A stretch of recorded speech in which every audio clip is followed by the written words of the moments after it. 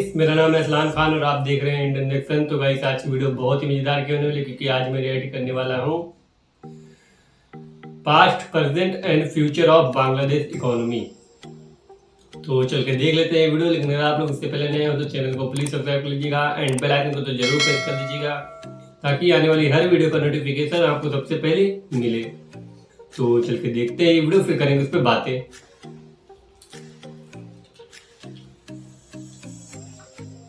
तो let's play.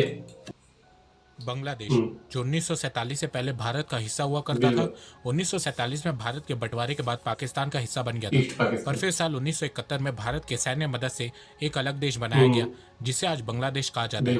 पिछले 2-3 सालों से अर्थव्यवस्था के मामले में बांग्लादेश भारत और चाइना दोनों से बेहतर प्रदर्शन कर रहा है। बांग्लादेश ऐसा कैसे कर पा रहा है, आइए जानते हैं इस वीडियो में।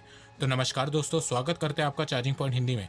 दोस्तों, आज के इस वीडियो में हम बात करेंगे बांग्लादेश की इकोनॉमी के बारे में, उसके पास्ट परफॉर्मेंस के बारे में, प्रेजेंट सिचुएशन के बारे में, ग्रोथ के बारे में, और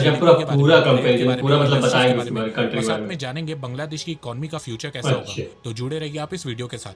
पास्ट ऑफ बांग्लादेश इकोनॉमी। 1971 में जब बांग्लादेश आजाद हुआ था, तब वहां पे हालात बहुत खराब थे। लगभग 90% लोग बांग्लादेश में एक्सट्रीम पॉवर्टी में रह रहे थे। एक्सट्रीम पॉवर्टी मतलब पॉवर्टी से भी नीचे का एक लेवल। तो पाकिस्तान से आजाद होने के बाद बांग्लादेश की गवर्नमेंट ने सोशलिस्ट पॉलिसी अपनाई और 5 ईयर प्लान्स के अकॉर्डिंग अपनी इकोनॉमी की शुरुआत करी। जैसे भारत में पहले 5 ईयर प्लान्स हुआ करते थे, जहां भारत सरकार डिसाइड करती थी कि नेक्स्ट 5 ईयर में देश कैसे चलाना है, वैसे ही सेम बांग्लादेश की इकोनॉमी की शुरुआत हुई थी। बांग्लादेश ने भी शुरुआत में वही गलती की जो भारत ने की, इकोनॉमी के लिए सोशलिस्ट पॉलिसी अपनाई। पर फिर 1975 में बांग्लादेश को रियलाइज हुआ कि वो इस तरह से ग्रो नहीं कर पाएगा। तो बांग्लादेश की सरकार ने बहुत सी स्टेट ओन्ड कंपनीज को प्राइवेटाइज करना स्टार्ट किया। बैंकिंग, टेलीकम्युनिकेशन, एविएशन, मीडिया को प्राइवेट किया, जिसके चलते बांग्लादेश थोड़ा ग्रो करने लगा। पर फिर बांग्लादेश में कई सालों तक पॉलिटिकल अनस्टेबिलिटी देखने को मिली, मिलिट्री कू देखने को मिला। पर फिर 2008 के बाद से बांग्लादेश की इकोनॉमी में एक मेजर शिफ्ट देखने को मिला, और इसकी वजह है शेख हसीना जी, कमाल की लेडी। इन्होंने बांग्लादेश की अर्थव्यवस्था को 10-12 सालों में बदल के रख दिया। इन्होंने बांग्लादेश की ग्रोथ को बढ़ाने के लिए एजुकेशन और इंडस्ट्रीज पे फोकस किया है। बांग्लादेश की अर्थव्यवस्था को एग्रीकल्चर सेक्टर से इंडस्ट्री सेक्टर की तरफ शिफ्ट किया। वुमेन और गर्ल्स की एजुकेशन के लिए स्कॉलरशिप लॉन्च किया, जिसके चलते बांग्लादेश की लेबर फोर्स में बांग्लादेशी औरतों का योगदान बहुत बढ़ गया। बांग्लादेश की लेबर फोर्स में वुमेन का पार्टिसिपेशन 37% है, वहीं भारत में वुमेन का पार्टिसिपेशन लेबर फोर्स में सिर्फ 21% है। यहाँ पे बांग्लादेश से सीखने की जरूरत है। प्रेजेंट सिनेरियो की बात करें तो बांग्लादेश की इकोनॉमी मार्केट बेस्ड इकोनॉमी है। मार्केट बेस्ड इकोनॉमी का मतलब आपको जो बनाना है बनाओ, जैसे बनाना है बनाओ, जिसके लिए बनाना है बनाओ। गवर्नमेंट इंटरफेरेंस बहुत कम होगा। प्राइस, डिमांड, सप्लाई सब प्राइवेट कंपनीज तय करती हैं, और इनका मेन मोटिव ज्यादा से ज्यादा प्रॉफिट कमाना होता है। Bangladesh world's 8 most populous country है। लगभग 16 करोड़ 65 लाख लोग बांग्लादेश में रहते हैं। बांग्लादेश ने 2019 में ही पाकिस्तान को इकोनॉमी के मामले में पीछे छोड़ दिया था, और आज 2021 में बांग्लादेश की नॉमिनल जीडीपी $352 बिलियन है। बांग्लादेश की इकोनॉमी में रैंक 41 है। कुछ जगह पे आपको 37 रैंक दिख रही होगी। तो मैं आपको बता दूं कि वो इस साल के एंड तक की प्रेडिक्शन की गई है। अभी इस समय IMF के हिसाब से बांग्लादेश वर्ल्ड की 41 लार्जेस्ट इकोनॉमी है। PPP परचेजिंग पावर पैरिटी के हिसाब से बांग्लादेश की जीडीपी $966 बिलियन है, और इसकी रैंक 31 है। जीडीपी ग्रोथ रेट की बात करें तो पैंडेमिक के समय में भी बांग्लादेश की ग्रोथ रेट पॉजिटिव में थी, और एशियन रीजन में नंबर 1 थी। 2020 में बांग्लादेश की ग्रोथ रेट 3.8% थी, वहीं चाइना की 2.3% और भारत की -7.3% है। 2021 में बांग्लादेश की ग्रोथ रेट 5% प्रेडिक्ट की गई है, और ये प्रेडिक्शन वर्ल्ड बैंक ने की है। 2021 के बाद से बांग्लादेश की ग्रोथ रेट वापस से 7% पे आ जाएगी। जीडीपी पर कैपिटा की बात करें तो इस साल इसमें बहुत उलटफेर देखने को मिला है। बांग्लादेश ने इस साल भारत को पर कैपिटा के मामले में हरा दिया। 2021 में बांग्लादेश की पर कैपिटा $2,227 है, जो पिछले साल के मुकाबले 9% बढ़ी है। वहीं पैंडेमिक के चलते भारत की पर कैपिटा 10% गिरी, 2021 में गिर के $1,947 हो गई है। भारत की पर कैपिटा बांग्लादेश की पर कैपिटा से $280 कम हो गई है। पर अकॉर्डिंग टू IMF, अगर ये पैंडेमिक ना आया होता तो बांग्लादेश की पर कैपिटा भारत की पर कैपिटा से 2025 में आगे होती। 2025 में बांग्लादेश का काम आसान कर दिया। वहीं अगर आप बांग्लादेश को पाकिस्तान से कंपेयर करें तो 1971 में जब बांग्लादेश आजाद हुआ था, तब पाकिस्तान बांग्लादेश से 70% रिच हुआ करता था। वहीं 2021 में बांग्लादेश पाकिस्तान से 45% ज्यादा रिच है। कुछ इकोनॉमिस्ट का मानना है कि अगर बांग्लादेश ऐसे ही ग्रो करता रहा और पाकिस्तान की इकोनॉमी के हालात ऐसे ही बने रहे तो 2030 तक पाकिस्तान को बांग्लादेश से एड मांगना पड़ेगा। पर मैं आपको एक वाह। बात बता दूं कि पर कैपिटा को लेके बांग्लादेश इतना एक्साइटेड नजर नहीं आया है। वो इसलिए क्योंकि एक्सपर्ट का मानना है कि जिस देश की पॉपुलेशन कम होती है उस देश की पर कैपिटा बहुत जल्दी बढ़ती है, और जिस देश की पॉपुलेशन ज्यादा होती है उस देश की पर कैपिटा बहुत धीरे धीरे बढ़ती है। बांग्लादेश की पॉपुलेशन 16 करोड़ है तो उसकी पर कैपिटा जल्दी जल्दी बढ़ेगी। वहीं भारत की बिल्कुल। आबादी 135 करोड़ है तो उसकी पर कैपिटा धीरे धीरे बढ़ेगी। अगर आप वही साउथ तो। ईस्ट एशिया रीजन देखोगे तो उसमें सबसे ज्यादा पर कैपिटा श्रीलंका की है। श्रीलंका की हाँ। जीडीपी पर कैपिटा $3,830 है। तो इसका मतलब ये हुआ कि श्रीलंका बांग्लादेश से भी अच्छा परफॉर्मेंस कर रहा है। तो मैं आपको बता दूं कि ऐसा नहीं है। श्रीलंका में 73 सालों में वर्स्ट इकोनॉमी डाउनटर्न देखने को मिल रहा है, पर श्रीलंका में आबादी सिर्फ 2.25 करोड़ है, इसीलिए उसकी वही पर तो। कैपिटा बांग्लादेश से ज्यादा है। पर कैपिटा निकालने के लिए देश की जीडीपी को उस देश की पॉपुलेशन से डिवाइड कर दो तो आपको उस निकल देश की आएगा। पर कैपिटा मालूम चल जाएगी। पर कैपिटा भी दो तरीके से कैलकुलेट की जाती है, नॉमिनल और पीपीपी, परचेजिंग पावर पैरिटी के टर्म्स में। बांग्लादेश ने भारत को नॉमिनल टर्म्स में हराया है। Purchasing power parity PPP terms में अभी भी बांग्लादेश भारत से बहुत पीछे है। बड़े बड़े इकोनॉमिस्ट का मानना है कि नॉमिनल जीडीपी देश की इकोनॉमी को रिप्रेजेंट करती है। आप लोगों ने ये सुना ही होगा कि भारत पांचवी सबसे बड़ी अर्थव्यवस्था है। ये चीज नॉमिनल जीडीपी के फिगर्स को देख के बताया जाता है। देश की पर कैपिटा हमेशा पीपीपी, परचेजिंग पावर पैरिटी के टर्म्स को देख के बताई जाती है। पीपीपी अच्छा। में living standard, cost of living जैसे फैक्टर को ऐड किया जाता है। इसीलिए ओके। अगर आपको किसी भी देश की पर कैपिटा बतानी होती है तो पीपीपी टर्म्स को यूज किया जाता है। भारत की पर कैपिटा अच्छा। पीपीपी टर्म्स में 2021 में $7,333 है। वहीं बांग्लादेश की $5,812 है। नेक्स्ट ईयर आपको इसमें और गैप बनता हुआ नजर आएगा, क्योंकि इस साल वापस से भारत की ग्रोथ रेट बढ़ेगी, उससे बढ़ भारत की रही पर है कैपिटा सब। भी इंक्रीज होगी।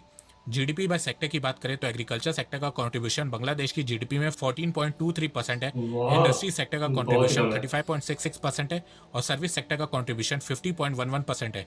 इन्फ्लेशन रेट बांग्लादेश में 2021 में 5.5% है। ईज ऑफ डूइंग बिजनेस में बांग्लादेश की रैंक 2021 में 168 है। बांग्लादेश बहुत की ही पीछे लिटरेसी है। रेट 74% है। Population below poverty literacy line तो अच्छा है। 28% है और एक्सट्रीम पॉवर्टी बांग्लादेश में 6% है। पिछले कुछ सालों में बांग्लादेश में पॉवर्टी बहुत तेजी से कम हो रही है। बांग्लादेश का फॉरेन रिजर्व जून 2021 तक $45 बिलियन है, जो साउथ एशिया रीजन में भारत के बाद सेकंड नंबर पे आता है। ट्रेड की बात करें तो पेंडेमिक के चलते 2020 में बांग्लादेश का ट्रेड कम हुआ है। जहां 2019 में बांग्लादेश का एक्सपोर्ट $47 बिलियन था, वहीं 2020 में बांग्लादेश का एक्सपोर्ट गिर के $33 बिलियन बहुत पे आ ही गया। कम हो गया। इंपोर्ट की बात करें तो 2019 में बांग्लादेश का इंपोर्ट $45 बिलियन था, जो 2020 में बढ़ के $46 बिलियन हो गया। तो तो पेंडेमिक के देश चलते में बढ़ गया। बांग्लादेश का एक्सपोर्ट कम हो गया और इंपोर्ट बढ़ गया। इंडस्ट्रीज की बात करें तो बांग्लादेश की टेक्सटाइल इंडस्ट्री की मार्केट साइज 2021 में $46 बिलियन है।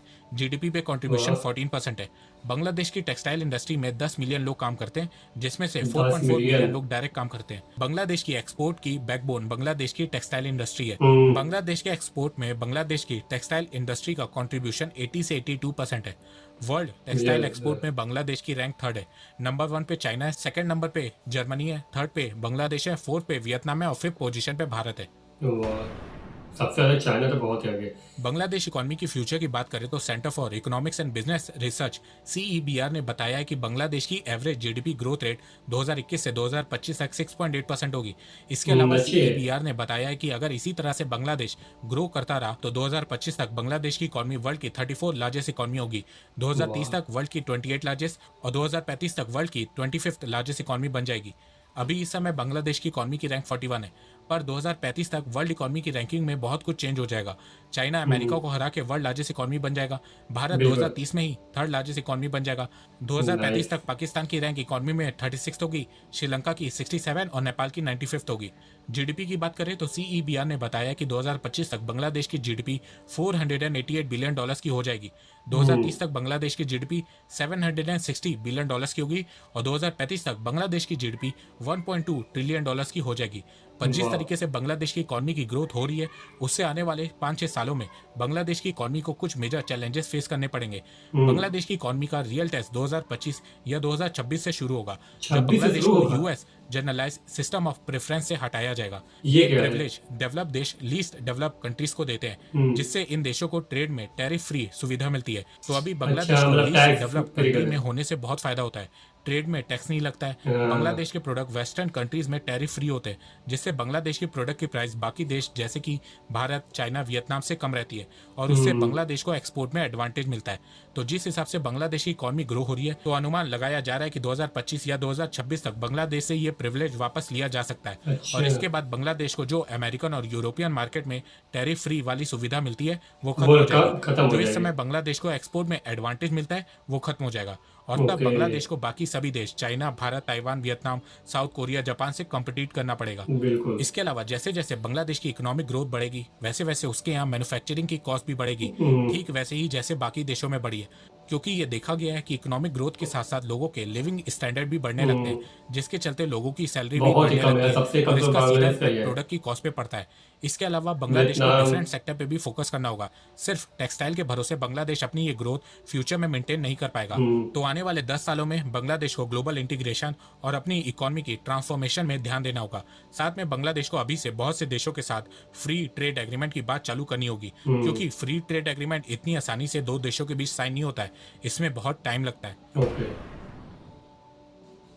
बांग्लादेश ने पूरी दुनिया को दिखा दिया है कि भले ही वो एक छोटा देश है पर उसमें हौसला बहुत है। बिल्कुल। और इस चीज का क्रेडिट बांग्लादेश की प्राइम मिनिस्टर शेख हसीना जी को जाता है, जिन्होंने अपने देश और देश के लोगों के लिए सोचा, ना कि पड़ोसी देश से बैर रखने और उसे नुकसान पहुंचाने के बारे में सोचा। बिल्कुल। बांग्लादेश ने ग्रो करने के लिए यूएस या चाइना से कर्ज नहीं लिया, अपनी मेहनत के दम पे बांग्लादेश यहाँ पहुंचा है। बिल्कुल। देखा जाए तो बांग्लादेश ने अब तक बहुत मेहनत की है, पर इसका मतलब ये नहीं है कि आगे नहीं करनी है, क्योंकि अभी तो बस ये बांग्लादेश की ग्रोथ की शुरुआत शुरुआत है। है। यहाँ से बांग्लादेश को और आगे जाना है। बिल्कुल। पर कुछ चीजों पे बांग्लादेश की गवर्नमेंट को ध्यान देना होगा, जैसे कि सिर्फ टेक्सटाइल इंडस्ट्री पे डिपेंड ना हो, पॉवर्टी को कम करना होगा, साइंस एंड टेक्नोलॉजी पे ध्यान देना होगा, फॉरेन रिलेशंस को ठीक रखना होगा और सबसे बड़ी बात पॉपुलेशन जनसंख्या पे कंट्रोल करना होगा। और बांग्लादेश के लोगों को एक अच्छी सरकार को बनाए रखना होगा जो देश की ग्रोथ की तरफ ज्यादा ध्यान दे।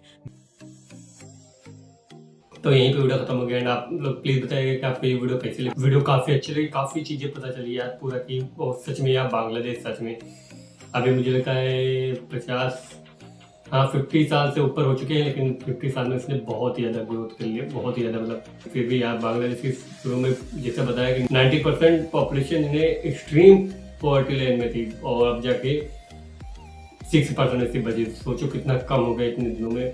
और जैसे जीडीपी का दिखाया, जीडीपी में सच में यहाँ पाकिस्तान को उसने पीछे छोड़ दिया, जिस देश से आज़ाद हुआ उसी को पीछे छोड़ दिया। ये बहुत ही बड़ी बात है। और पर कैपिटा के मामले में इंडिया को पीछे छोड़ दिया, वो भी नॉमिनल पीपीपी के हिसाब से अभी नहीं कर पाया, क्योंकि उसका 5000 है, उसका 7000 के ऊपर है। और जैसे देखा कि बांग्लादेश की मुझे लगता है अब इस वक्त जीडीपी 400 के ऊपर हो चुकी है।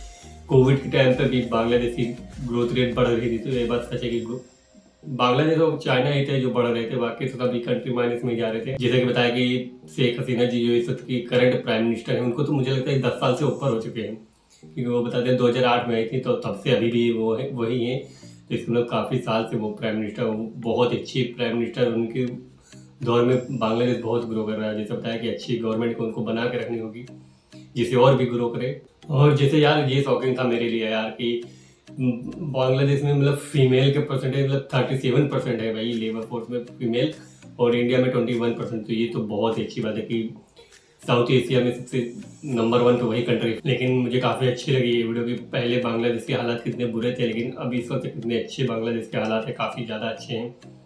और करेंसी के मामले में वो लगभग उसका टका और इंडियन रुपये का थोड़ा सा फ़र्क है, नहीं तो बराबर ही लगभग दोनों ही काफ़ी स्ट्रॉन्ग करेंसी हैं।